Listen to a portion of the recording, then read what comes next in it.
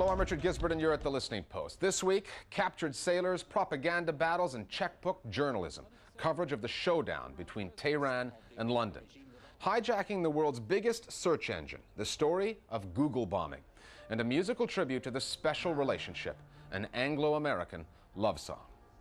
Welcome back to The Listening Post. The release this past week of the 15 British sailors captured by Iran was one of those stories that illustrates the huge gap between media, East and West.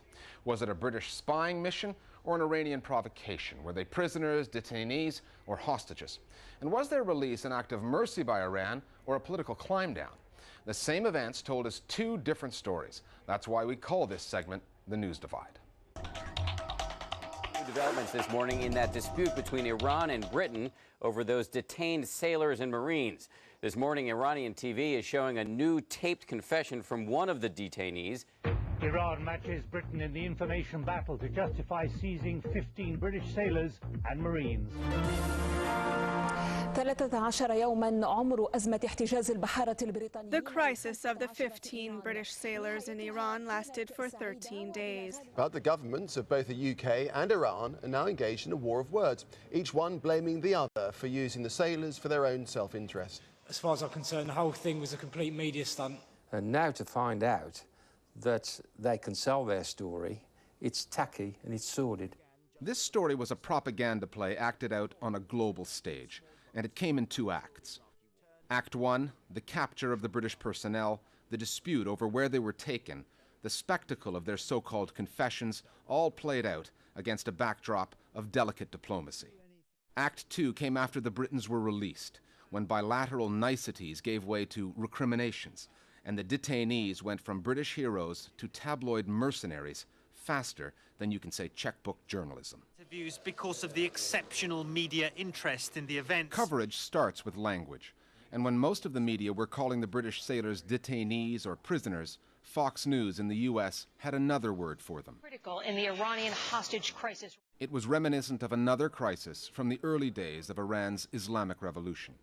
When those video confessions appeared, news organizations were torn, eager to air fresh video on a big story, but wary of doing Iran's bidding. The American network ABC tried to read between the sound bites. We talked to an analyst trained in reading body language to look for hints the captives could have been mistreated or coerced. This is delivered very slow, very monotonous, very almost monosyllabic. It's a message for other people. It's not a message that she would want to put out. When the release finally came, the sailors winning their freedom along with some ill-fitting Iranian suits, it was Iranian television's turn to study British body language. 3 British troops who seemed nervous consecutively read out a pre-written text and rejected their acknowledgement of illegally entering Iranian territorial waters. Prime Minister Tony Blair told the world that Britain had not made any kind of deal to win the prisoners' release. But Middle Eastern media were dubious on that point. Al Arabiya is a Saudi-controlled pan-Arab broadcaster. What was the deal that led to the release of the British sailors from Tehran? To understand the possibilities and the elements of such deal, one must look at one of the most important signs, which was the surprise release from Baghdad of the second secretary of the Iranian embassy, Jalal Sharafi. Jalal Sharafi was freed on April 3rd. The same day, Iranian President Mahmoud Ahmadinejad announced the release of 15 British sailors. While the timing of the release has some thinking there was prisoner trade-off, British officials insist there was no deal. Middle Eastern print media tended to see Iran as the winners in this standoff. Al-Quds Al-Arabi, a pan-Arab paper published in London, said, the Iranians achieved 2 important victories. Firstly, a military victory by successfully capturing the sailors, and secondly, a diplomatic victory by compelling the British government to call for direct talks with Tehran. Milliyet, the Turkish paper, concluded that the Iranians have gained from the hostage crisis. However, the Iranian administration must not think that the game it has played successfully this time will go that way every time. Aftab El-Yazd, a reformist paper in Iran, was somewhat critical of its own government. We should have avoided taking any action that could damage Iranians' dignity and honor, it said. The release of the British sailors just one day after Tony Blair's empty threat did not arouse any sense of pride among Iranians, but possibly even a sort of repulsion. 2 women were among 4 British soldiers killed in southern Iraq.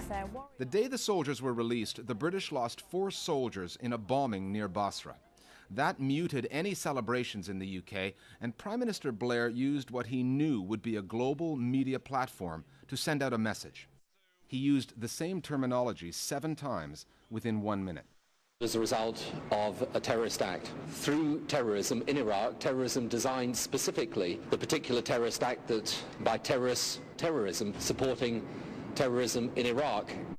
The British leader then resorted to a media tactic perfected by his allies in Washington, making an accusatory link but offering no evidence.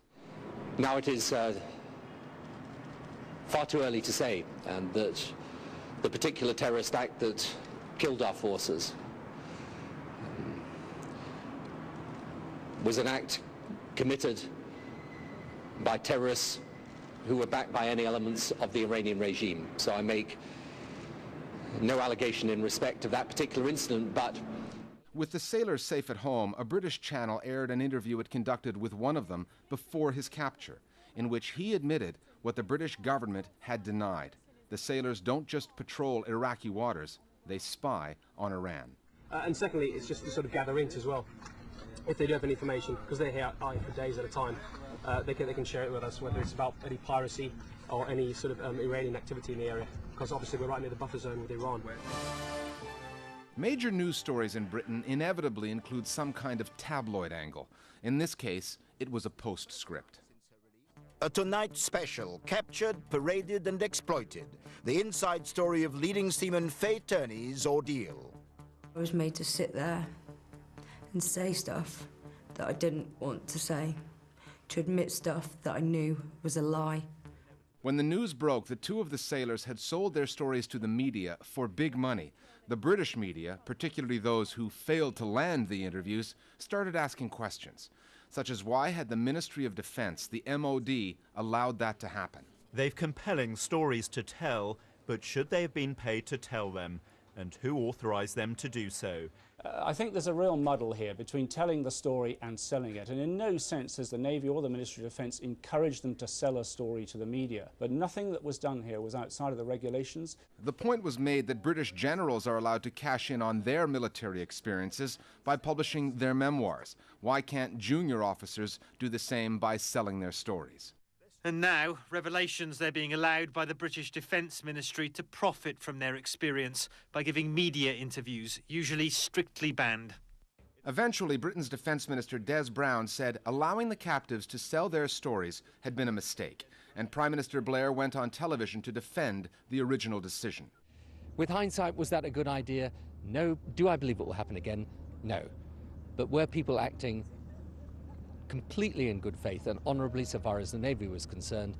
Yes, they were. As the BBC reported, not everyone in Britain believes that.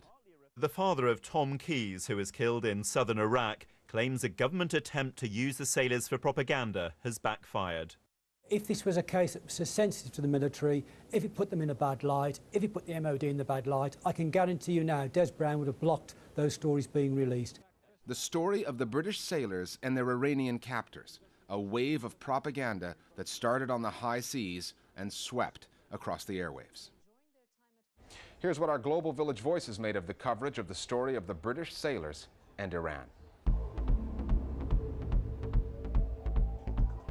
It's obvious that the whole shenanigans around these people being allowed to sell their stories was partly sparked off because the services, and to a degree the government itself, was very keen that these people got their story out to the wider world to replace the version that the Iranians had put out. The English sailors were blamed by the whole media.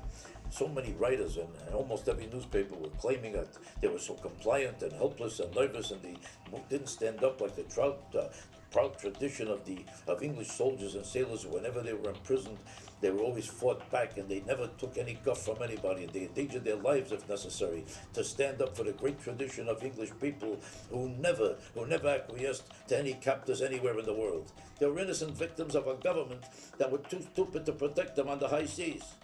It's the government that should be blamed. It's their fault, and the media is stupid for picking on these poor sailors. Unfortunately, as soon as checkbook journalism comes in, that raises all sorts of questions about the motivations of the people concerned. And it has to be said that the sailors and the Ministry of Defence don't come out of it well. And many of the newspapers and organisations that were criticising the sailors and are criticising the MOD have been too happy themselves to write large cheques for dubious people in the past.